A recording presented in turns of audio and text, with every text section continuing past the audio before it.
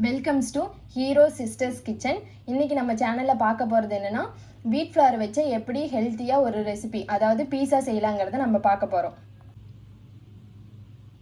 பீட்சாங்கிறது குழந்தைங்கள்லேருந்து பெரியவங்க வரைக்கும் எல்லாத்துக்குமே ரொம்ப பிடிக்கும். நம்ம வீட்டில் இருக்க வீட் ஃப்ளாரை வச்சு எப்படி ஒரு ஹெல்த்தியான ஒரு பீட்சா செய்யலாங்கிறத பார்க்கலாம்.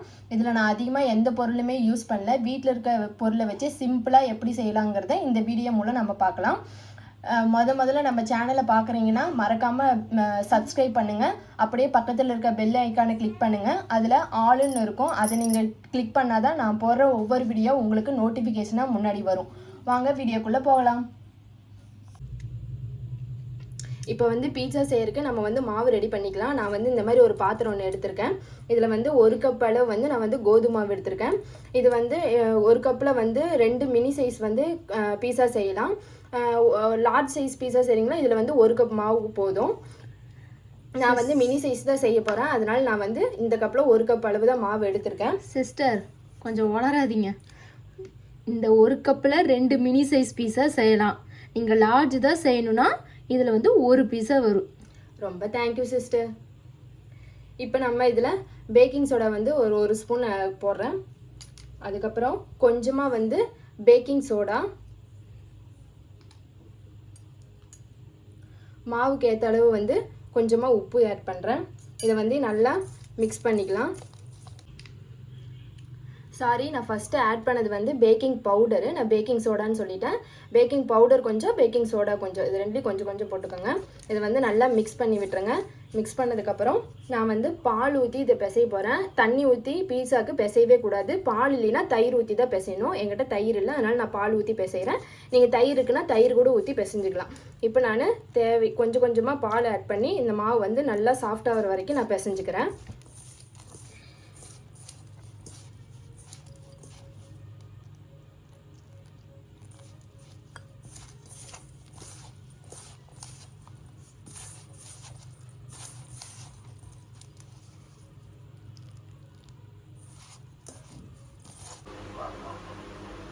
இப்போ பாருங்கள், நல்லா பால் ஊற்றி நான் நல்லா சாஃப்டாகிற அளவுக்கு நல்லா மாவு பிசைஞ்சிட்டேன். இதில் லாஸ்ட்டாக கொஞ்சம் நெய் ஊற்றி நல்லா பிசைஞ்சு வச்சுக்கலாம். நெய்யின்னு இல்லை, நீங்கள் நார்மலாக யூஸ் பண்ணுற கடலை எண்ணெய் கூட யூஸ் பண்ணிக்கலாம். நெய் நான் கொஞ்சமாக ஆட் பண்ணிக்கிறேன். கொஞ்சம் நல்லா சாஃப்டாக பிசைஞ்சு வச்சுக்கோங்க. இது ஒரு 20 மினிட்ஸ் கொஞ்சம் நல்லா ஊறணும். அப்போ தான் நம்மளுக்கு பீட்சா நல்ல பதத்தில் கிடைக்கும். இப்போ நான் மாவு நல்லா பிசைஞ்சிட்டேன். இது நல்லா ஊறட்டும். நம்ம பீஸா எப்படி செய்யுதுன்னு பார்க்கலாம். இப்போ ஒரு பிளேட் போட்டு நான் இது நல்லா கவர் பண்ணி வச்சிடுறேன்.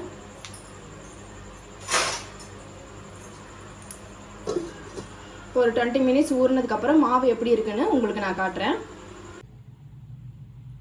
இப்போ ஃபோர்க்கு வச்சு நல்லா நம்ம ஹோல் போட்டாச்சு. இதுக்கப்புறம் நான் இது மேலே டொமேட்டோ சாஸ் தடவ போகிறேன். இது நான் வீட்லேயே ரெடி பண்ணது. உங்ககிட்ட டொமேட்டோ சாஸ் இல்லைன்னா நீங்கள் பீஸா சாஸ்ன்னு கூட விற்குது, நீங்கள் அதை கூட நீங்கள் அப்ளை பண்ணலாம். என்கிட்ட இல்லை, அதனால் நான் அதை அப்ளை பண்ணல. டொமேட்டோ சாஸ் செய்ய தெரியாதவங்களுக்கு நான் சொல்கிறேன் இது எப்படி செஞ்சேங்கிறத. ஃபஸ்ட்டு ஒரு பாத்திரத்தில் நம்ம வேக வைக்கிற அளவுக்கு கொஞ்சமாக தண்ணி வச்சுக்கோங்க. அதில் ஒரு பெரிய சைஸ் வெங்காயம், ஒரு 5-6 தக்காளி நீங்கள் 4 கட் பண்ணி அந்த தண்ணியில் நீங்கள் நல்லா பாயில் பண்ணுங்கள். அது கூட ஒரு 4 பூண்டு, ஒரு 2 வரமிளகா கூட நீங்கள் போட்டுக்கலாம் காரத்துக்கு. போட்டு நல்லா பாயில் பண்ணுங்கள். அதாவது தக்காளி எப்படி பாயில் ஆகிருக்குன்னு தெரியணும்னா தக்காளியோட மேல் தோல் நீங்கள் பிரிஞ்சு வர அளவுக்கு நீங்கள் நல்லா பாயில் பண்ணணும். பாயில் பண்ணி முடித்ததுக்கப்புறம் தக்காளி ஆறுனதுக்கப்புறம் ஒரு மிக்ஸி ஜாரில் போட்டு நல்லா நீங்கள் பேஸ்ட் பண்ணிக்கோங்க. பேஸ்ட் பண்ணி முடித்தோடனே ஒரு பேன் வச்சு நீங்கள் பட்டர் இல்லைன்னா நெய் கூட நீங்கள் ஊற்றிக்கலாம். ஒரு 3 ஸ்பூன் நான் நெய் தான் ஊற்றிருக்கேன். அதனால் ஒரு 3 ஸ்பூன் நெய் ஊற்றிக்கோங்க. ஊற்றிட்டு அதுக்கப்புறம் நீங்கள் பேஸ்ட் பண்ணி வச்சுருந்த அந்த தக்காளி பேஸ்ட்டை நீங்கள் அதில் நெய்யில் ஊற்றிடுங்க. ஊற்றிட்டு ஒரு நல்லா தக்காளியோட பதம் உங்களுக்கு தெரியும் இல்லையா, நீங்கள் அந்த அளவுக்கு வரக்கு நல்லா கொதிக்க விடுங்க. கொதிக்க விட்டதுக்கப்புறம் ஒரு கரெக்டான ஒரு பதத்துக்கு சாஸ் கிடைச்சோடனே நீங்கள் ஸ்டவ் ஆஃப் பண்ணிடுங்க. ஸ்டவ் ஆஃப் பண்ணிங்கன்னா உங்களுக்கு கரெக்டான டொமேட்டோ சாஸ் கிடைக்கும். நான் இப்படி தான் வீட்டில் ரெடி பண்ணேன். அதனால் உங்களுக்கு டொமேட்டோ சாஸ் இல்லைன்னா நீங்களும் வீட்டில் இந்த மாதிரி ரெடி பண்ணிக்கோங்க. இப்போ நம்ம இது மேலே அப்ளை பண்ணியாச்சு.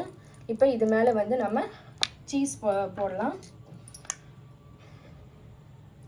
பீஸாக்கு முக்கியமே வந்து சீஸ் தான். சீஸ் பிடிக்காதவங்க யாருமே இருக்க மாட்டாங்க. அதனால் நீங்கள் தாராளமாகவே சீஸ் போடுங்க, தப்பே இல்லை. எனக்கும் ரொம்ப ரொம்ப பிடிக்கும் சீஸு. குழந்தைங்களுக்கு கூட அது ரொம்ப ரொம்ப பிடிக்கும். அதனால் நீங்கள் அதிகமாகவே சேர்த்திக்கலாம் சிஸ்டர். கொஞ்சம் நிறையவே நீங்கள் எல்லா பக்கம் ஸ்ப்ரெட் ஆகிற மாதிரி நல்லா எல்லா பக்கம் நீங்கள் போட்டுக்கோங்க.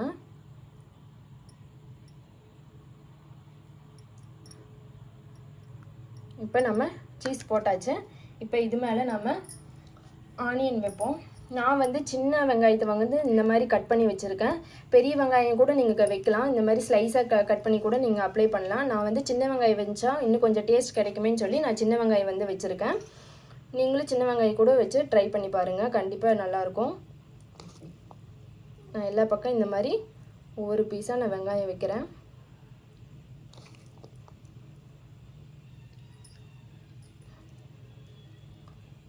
சூப்பராக சீக்கிரமாக செய்யக்கூடிய ஒரு ரெசிபியும் கூட இது.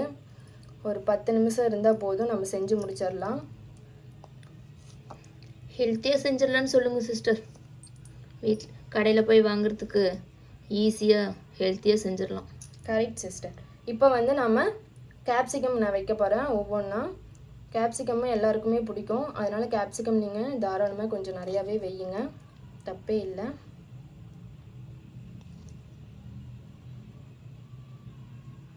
இப்போ எல்லா பக்கமும் கேப்சிகம் வச்சாச்சு. நம்ம இப்போ இது மேலே மறுபடியும் நம்ம சீஸ் போட்டுக்கலாம்.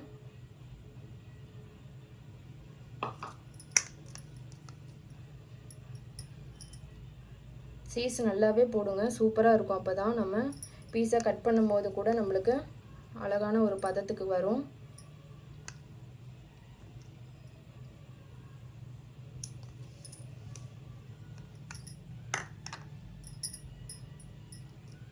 சீஸ் போட்டாச்சு.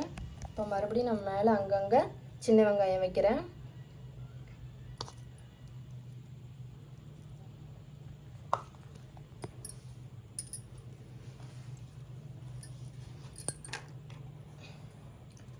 இது பார்த்தீங்கன்னா வர மிளகாய் வந்து நான் ஒரு 2 மிளகாய் வந்து இந்த மாதிரி மிக்சியில் விட்டு திருப்பி வச்சுருக்கேன். இது கூட கொஞ்சம் ஸ்பைசியாக இருக்குது. நீங்கள் மேலே தூவி விட்டிங்கன்னா நான் கொஞ்சமாக மேலே போடுறேன்.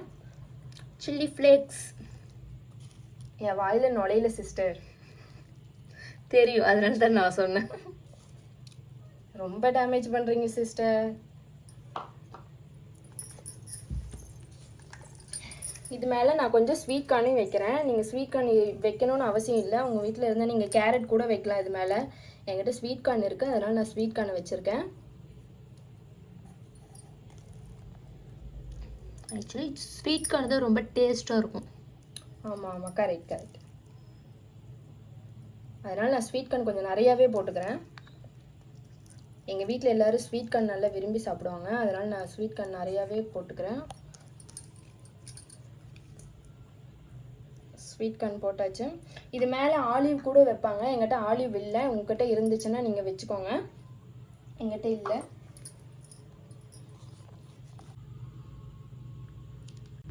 இது மேலே கொஞ்சமாக நான் சாட் மசாலா அப்ளை பண்ணுறேன். எனக்கு சாட் மசாலா ரொம்ப பிடிக்கும், அதனால் நான் அப்ளை பண்ணுறேன். இது கட்டாயம் நீங்கள் பண்ணணும்லாம் இல்லை.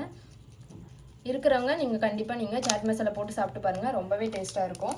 இப்போ நாம் இதை பேனில் வைக்கலாம். நான் இப்போ வந்து ஸ்டவ்வை பற்ற வச்சு ஒரு கடாய் ஒன்று வச்சுருக்கேன்.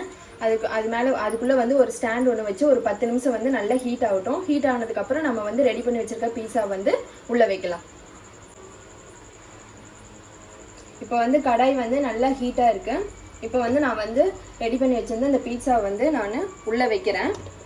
உள்ளே வச்சுட்டு ஒரு 25 மினிட்ஸ் வந்து நல்லா வந்து வேகணும். ஓவன் இல்லாமல் நான் வந்து இந்த மாதிரி ஒரு கடாயை வச்சு நான் வச்சுருக்கேன். ஓவன் இருக்கவங்க ஓவனில் வச்சுக்கலாம். நான் வந்து இதில் வச்சுருக்கேன். ஒரு 25 மினிட்ஸ்க்கு அப்புறம் பீட்சா வந்து ரெடி ஆயிரும். ரெடி ஆனதுக்கப்புறம் உங்களுக்கு எப்படி பாயில் ஆயிருக்குங்கிறத நான் காட்டுறேன். இப்போ நான் இதை வந்து நான் க்ளோஸ் பண்ணி வச்சுக்கிறேன்.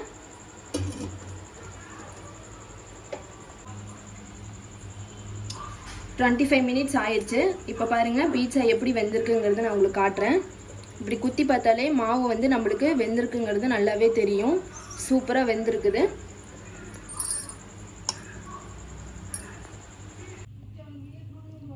பாருங்கள் ரொம்ப சூப்பராக வெந்திருக்குது. நான் வந்து இப்போ பீட்சா வந்து கட் பண்ணி காட்டுறேன். உங்களுக்கு எந்த அளவுக்கு வெந்திருக்குங்கிறத நான் காட்டுறேன்.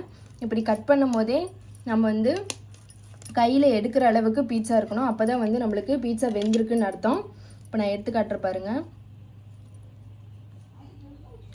பாருங்கள் எடுத்தோடனே வந்துருச்சு. இப்போ தான் கரெக்டான பதத்தில் இருக்குதுன்னு அர்த்தம். பீட்சா சூப்பராக ரெடியாக இருக்குது. நம்ம ஸ்வீட் கார்னு, கேப்சிகம், சீஸ் நிறைய ஆட் பண்ணியிருக்கோம். ரொம்பவே சுவையாக இருக்கும். கண்டிப்பாக வீட்டில் ட்ரை பண்ணி பாருங்கள்.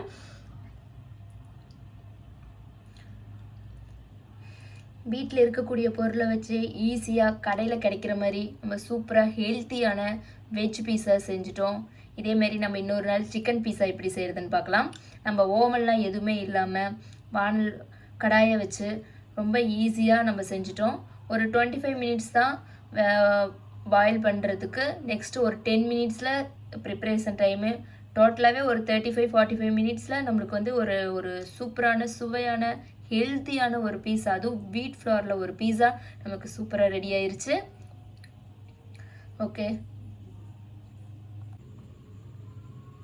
Okay thank you sister. வேற ஒரு இன்ட்ரெஸ்டிங்கான ஒரு ரெசிபியோட நாங்கள் உங்களை சந்திக்கிறோம். Thank you so much.